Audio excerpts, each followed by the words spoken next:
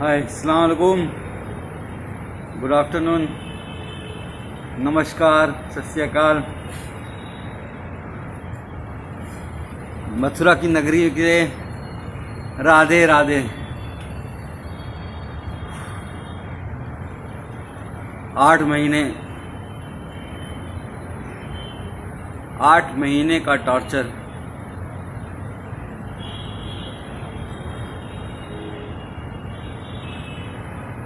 तो सबसे पहले आप सब लोगों का 138 करोड़ भारतीयों का, अपने देशवासियों का मैं शुक्रिया अदा करना चाहूँगा, धन्यवाद अदा करना चाहूँगा, जिन्होंने मेरे लिए सोशल मीडिया पे हो, चाहे दुआएं मांगी हों, चाहे प्रार्थना की हो, चाहे मंदिर गए हों, गुरुद्वारा गए हों, मस्जिदों में, चर्च में, हर जगह जहाँ से इतनी दुआएं मेरे लिए हुई हैं, मैं सोच भी नहीं सकता था कि लोग मुझे इतना चाहते हैं। आप सबका बहुत बहुत शुक्रिया। वरना तो इस बार जेल में इतनी मतलब 5 दिन तक मुझे खाना तक नहीं दिया गया। इतना टॉर्चर किया गया, मेंटली भी और फिजिकली भी, कि क्या बताऊं आपको। अगर कहा जाए, खुद को पोषण का शिकार हो गया हूं। पैर दिखोगे कभी, अभी दिखाता हूं तो ऐसा लगेगा कि मतलब लकड़ी हो गया है, पर निकल आया बाहर। और जुडिशरी का बहुत शुक्रगुजार हूँ। जुडिशरी ने एक बहुत अच्छा डिसीजन दिया है। वो मेरा ऑर्डर ले आना। जुडिशरी ने बहुत अच्छा ऑर्डर दिया है और उन्होंने साफ साफ कहा है कि डॉक्टर कफील ने जो अलीगढ़ में भाषण दिया था, वो कोई भड़काऊ भाषण नहीं था। वो देश की यूनिटी के लिए, अखंडता के लिए, एकजुटता के लिए था। और उन्होंने साफ साफ कहा है, डॉक्टर कफील ने,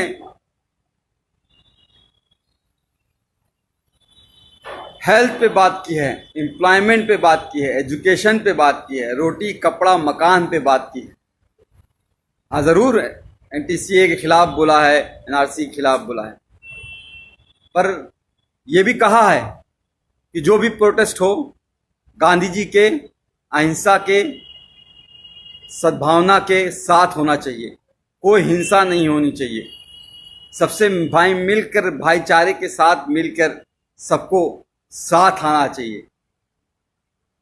फिर भी उसके बाद जिस तरह से मुझे टॉर्चर किया गया, मुंबई एयरपोर्ट से पकड़ के 48 घंटे तक इंटरोगेट किया गया।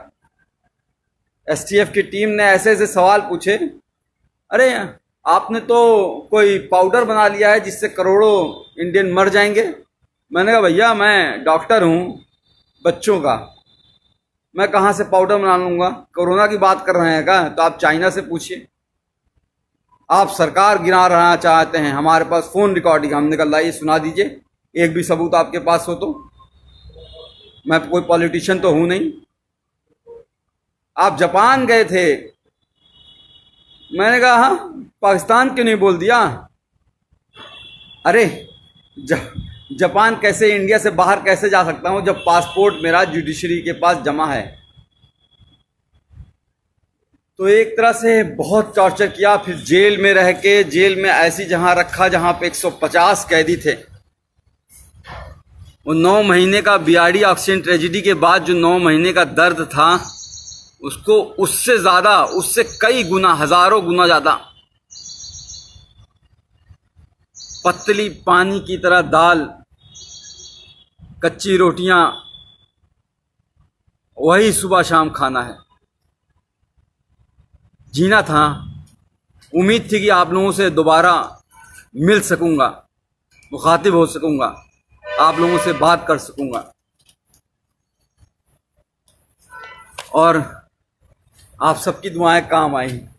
आज आपके साथ हूं फिर से दोबारा।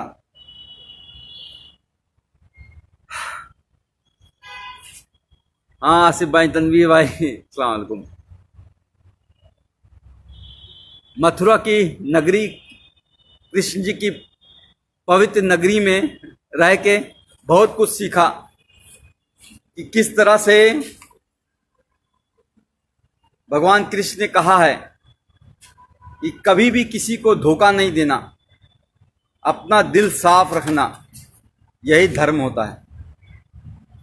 और हम लोग रामायण देखते थे 9 बजे से 10 बजे तक, हर रोज आता था, लॉकडाउन के टाइम भी। तो उसमें भी जो उत्तर रामायण में महर्षि वाल्मीकि जी ने श्री रामचंद्र जी को जब एक बात कही थी, जब उन्होंने धनुष उठा लिया श्री लव कुश के खिलाफ ही, तो उन्होंने कहा था कि राजा का धर्म राजधर्म होता है, राजहट नहीं। पर यहाँ तो राजा मेरा बाल हट पे आ गया। बच्चों की जान बचाने की कितनी बड़ी सजा दोगे भाई? क्या बच्चों को जान बचाना इतना बड़ा गुनाह हो गया था? सॉरी, लोग फ़ोन कर रहे हैं, फ़ोन नहीं कीजिए कोई भाई, मैं कुछ देर बात कर लूँ, बहुत दिनों बाद, 8 महीने बाद आपसे। राकेश चौधरी साहब शुक्रिया, वैभव पाठक थैंक यू यार, थैंक यू। इरफान खान साहब वालेकुम, आई लव यू टू। तो मैं ये कह रहा था कि महर्षि वाल्मीकि जी ने श्री रामचंद्र जी से कहा कि बाल हट मत करो। इस तरह से प्रताड़ना देना, 9 महीने उस वक्त जेल रखना, फिर बहराइच वाले कांड में भी 2 महीने जेल रखना, फिर 8 महीने इतना टॉर्चर कराना। जेल में बार बार सिर्फ यही कहा जा रहा था कि तुम उन 70 बच्चों की बात नहीं करोगे, जो 70 बच्चे ऑक्सीजन की कमी से मर गए हैं, उनकी कभी बात नहीं करोगे, उनको भूल जाओ। कैसे भूल जाऊं? अपने सामने मरते हुए उनको देखा है। कोरोना के टाइम जब इस भारत में, इंडिया में कोरोना ने एंट्री नहीं की थी, 27 जनवरी को मैंने वीडियो डाला था कोरोना पे लेके, और उस वक्त मैंने साफ साफ कहा, बताया था क्या करना है, क्या नहीं करना है, कैसे इससे बचना है। और 30 जनवरी को पहला केस इंडिया में आया। मैंने माननीय प्रधानमंत्री नरेंद्र मोदी जी को 19 मार्च को ही एक लेटर जेल से सुप्रिंटेंडेंट जी के द्वारा भिजवाया, और उसमें साफ कहा कि हम कम्युनिटी ट्रांसमिशन से बच नहीं सकते, हमारा भारत देश ऐसा है। क्योंकि मैंने पूरा भारत घूमा है, कितनी गरीबी है, एक घर में 4-4 लोग कैसे रहते हैं, एक पूरी झुग्गी झोपड़ी बस्ती होती है, हजारों लोग उसी में रहते हैं। जैदू भाई जी, तो उसमें रहते हैं, वो कैसे रहते हैं, वो कैसे दूरी 2 गज की दूरी रहो, कह देना आसान होता है, पर वो इतना आसान नहीं है गरीबों के लिए। कितने माइग्रेंट बेचारे चलते चलते मर गए, ट्रेनों में दब गए। गरीबी कितनी है, आज क्या हालत हो गई है हमारे देश की। कोरोना वायरस इस तरह से फैल चुका है कि हम दुनिया के दूसरे नंबर पे पहुंचने वाले हैं, ब्राजील को भी छोड़ देंगे। श्री नरेंद्र मोदी जी के दोस्त ट्रंप साहब, और ये इंडिया फर्स्ट और सेकंड नंबर पे रह गया है। 48 लाख कोरोना वायरस केस हो चुके हैं और 60,000 से ज्यादा मौतें हो चुकी हैं। बहुत कुछ करना चाहता था इस कोरोना वायरस के लिए, 8 महीने में शायद बहुत कुछ कर सकता था, पर करने नहीं दिया गया। जेल में जानबूझ के मुझे इस तरह से रखा गया कि मतलब समझ लीजिए कि टॉयलेट करने के लिए आधे घंटे के लिए लाइन लगानी पड़ती थी, नहाने के लिए आधे घंटे के लिए लाइन लगानी पड़ती थी। गर्मी इतनी हो जाती थी कि कपड़ा पहन के, पूरा नहा के, पूरा बिस्तर बिछा के, बिस्तर को भी भिगा देता था, तब जाके लेटता था। और वो 150 लोग, 534 लोगों की रहने की जगह है वो, लेकिन 1600 कैदी थे। अब बताइए वहां पे कैसे सोशल डिस्टेंसिंग हो जाएगी? वो ख्वाब था। लोगों की सांसें, लोगों की बदबुआं, लोगों की मतलब पेशाब की महक, और एक टॉयलेट होता था, 150 लोगों के बीच एक टॉयलेट। किस तरह से जिंदगी गुजरी है। और एक बात बता दूं, सिर्फ मैं नहीं सफर किया हूं, पूरी फैमिली को हरास किया है। पूरी फैमिली को जिस तरह से प्रताड़ित किया गया है उसका कोई बयान नहीं है। गोपाल दीक्षित जी, शेखर जी, मैं हायस कर रहा हूं अपनी सेहत, अब तो कुछ बनाऊंगा। वहां तो पतली दाल से जिंदगी बस चलानी थी। तो मेरा बच्चा जो 11 महीने का था, जब चल नहीं पाता था तो उसे छोड़ गया था, आज चलता है, दौड़ता है, बोलता है। पिछली बार भी जब बीआरडी में 70 बच्चे मरे थे और उस वक्त भी बिना बात के झूठ केस में फंसा के जेल भेज दिया गया, और जब 9 महीने बाद हाई कोर्ट ने कहा कि अरे डॉक्टर कफील की कोई गलती नहीं थी, इंक्वायरी रिपोर्ट में आ गया अरे डॉक्टर कफील की कोई गलती नहीं थी, तो भी जब बाहर आया तो मैंने अपनी बच्ची को चलते हुए देखा। उस वक्त भी अपनी बच्ची जब वो को छोड़ के गया था तब भी वो 11 महीने की थी, चल नहीं पा रही थी और बड़ी हो गई थी। आज मेरे दोनों ही बच्चे, मेरे ही दोनों बच्चे, मैं खुद अपना बाप होके, मैंने दोनों बच्चे, मुझे बाप पापा का मतलब नहीं समझते हैं, अब्बूजान का मतलब नहीं समझ पाते हैं, पिताजी का मतलब नहीं समझ पाते हैं। ये दर्द है। मेरी माँ 65 साल की बूढ़ी होके हाई कोर्ट और सुप्रीम कोर्ट के चक्कर लगाती रही, तब जाके ये जीत हुई है। और जुडिशरी ने इतना अच्छा ऑर्डर किया है।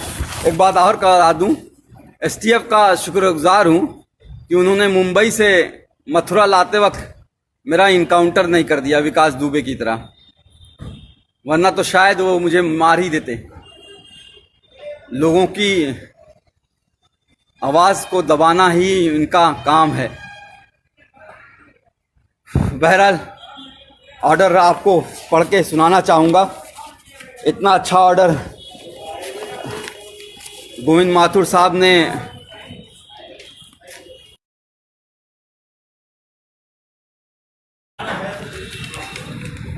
किया है।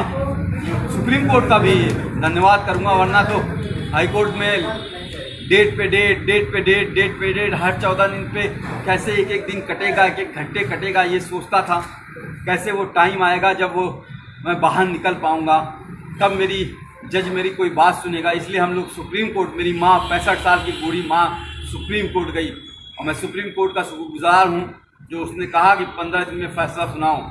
और मैं चीफ जस्टिस गोविंद माथुर जी का हाथ जोड़ के शुक्रगुजार हूँ जो इन्होंने इतना अच्छा ऑर्डर दिया 15 दिन के अंदर ही, जिसमें साफ साफ लिखा है कि एमबीबीएस करने के बाद 2016 में मैंने ज्वाइन किया था, 2017 में घटना हुई थी, 1 साल का जूनियर था मैं, जूनियर मोस्ट डॉक्टर, और फिर भी उन बच्चों को बचाने के लिए जी जान लगा दी और उसके बावजूद उनको जेल भेज दिया गया। और ये नहीं, इसके अलावा नहीं, The petitioner and his other family member, including the detainee, were continuously harassed and victimized by the state authorities, including the district administration Gorakhpur, by several means. मेरे यानी कि मुझे ही नहीं, पूरी फैमिली को सरकार ने बुरी तरह से तोड़ना चाहा। मेरे भाई पे गोली मारी गई थी, आपको याद होगा शायद, वहाँ पे जहाँ पे चीफ मिनिस्टर खुद मौजूद रहते हैं 500 मीटर दूरी पर। आज 3 साल होने जा रहे हैं उस बात को, एक भी कोई गिरफ्तारी नहीं हुई और कोई चार्ज नहीं हुआ है। बहरहाल आते हैं हम एएमयू के जो लोग कहते हैं कि भाषण मैंने गलत दिया था उसके बारे में। कहते हैं कि मैंने भड़काऊ भाषण दिया था, कहते हैं कि मैंने 2 धर्मों के बीच, 2 रिलीजन के बीच एनमिटी, हेट्रेड, वायलेंस फैलाने की कोशिश की। पूरी स्पीच लिखी है उन्होंने, पूरी speech, the version of the speech, पूरी स्पीच लिखी है, एक एक लाइन लिखी है कि जो मैंने बोला है। और उसमें उन्होंने कहा है कि मैंने ऐसा कोई बात नहीं की थी जो कि किसी भी धर्म के बीच में नफरत फैलाए। मैंने बात की थी देश की अखंडता की, यूनिटी की, सद्भावना की। मैंने बात की थी एजुकेशन की, हेल्थ की, एम्प्लॉयमेंट की, इकोनॉमी की, रोड की, हाउसिंग की। मैंने बात की थी उन 70 बच्चों की जो बीआरडी में मर गए हैं। मैंने बात की नहीं उन 8 लाख बच्चों की जो इंडिया में मर गए थे उस साल। मैंने बात की थी कि हमारे 50% बच्चे कैसे कुपोषण का शिकार हैं। मैंने बात की थी कि इंडिया कैसे एड्स और HIV का हब बनता जा रहा है।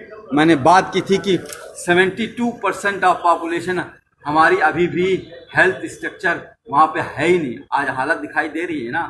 आज कह रहे हैं हम इतना जीडीपी खर्चा करेंगे, 1% जीडीपी खर्चा होता था। एक गरीब को इलाज नहीं मिलता है और मर जाता है तो बेचारे कंधे पे लाद के लेके चले जाते हैं।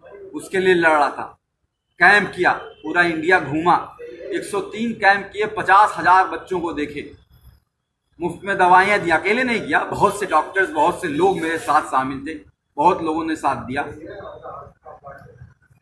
पर हुआ क्या, उसको भी दबा दिया गया। इस कोरोना टाइम के मैं जब रियली काम कर सकता था, शायद कोई नई दवा खोज सकता था कोरोना के खिलाफ, शायद कोई नई वैक्सीन खोज सकता था, टीका खोज सकता था, उस वक्त जेल में डाला। बहरहाल बाहर आ गया हूँ, कोशिश करूँगा और फिर से मुख्यमंत्री योगी आदित्यनाथ जी से निवेदन करूँगा कि मुझे नौकरी पे वापस ले लें।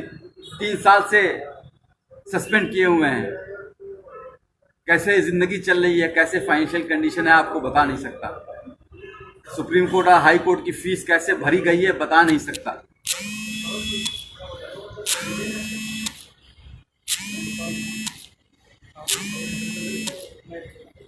पर लड़ा, कहते हैं ना, इस जुल्म की दौर में जुबां, कहते हैं ना कि इस जुल्म के दौर में जुबां खोलेगा कौन। अगर हम भी चुप रहेंगे तो बोलेगा कौन। तो बोलना ज़रूरी है, किसी न किसी को कुर्बानी देनी होगी और शायद ऊपर वाले ने मुझे चुना है।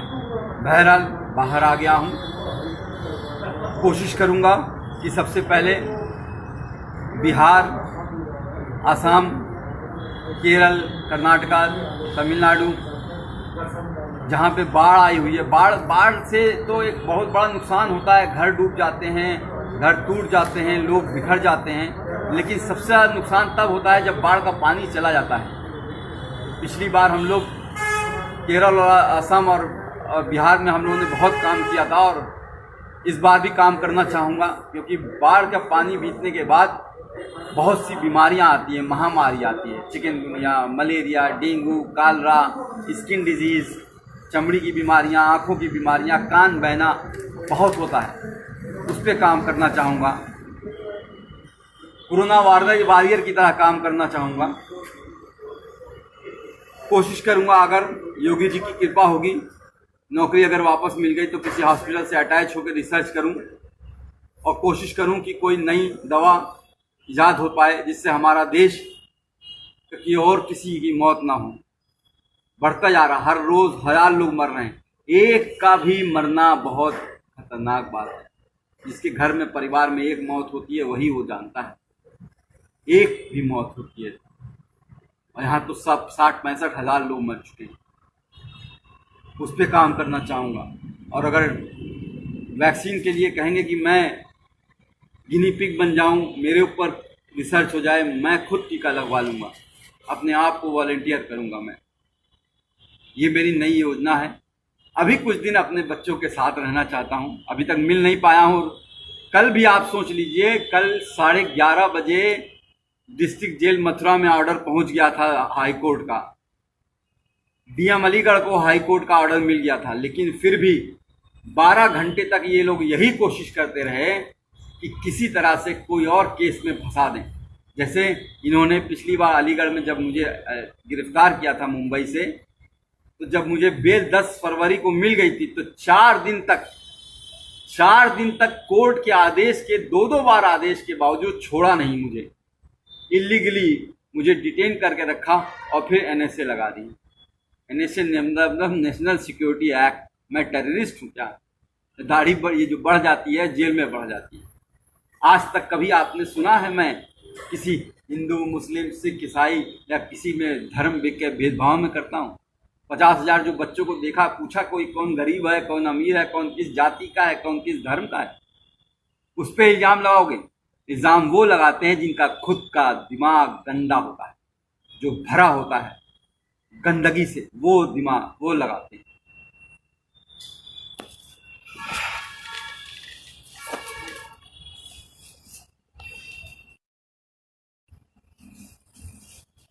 अभी यूपी से घर नहीं गया हूँ, गोरखपुर नहीं गया हूँ, क्योंकि लोग कह रहे हैं कि सरकार अब भी किसी न किसी केस में फंसाने की कोशिश कर रही है। फिर से कुछ कर दें या इनकाउंटर कर दें, मरवा दें।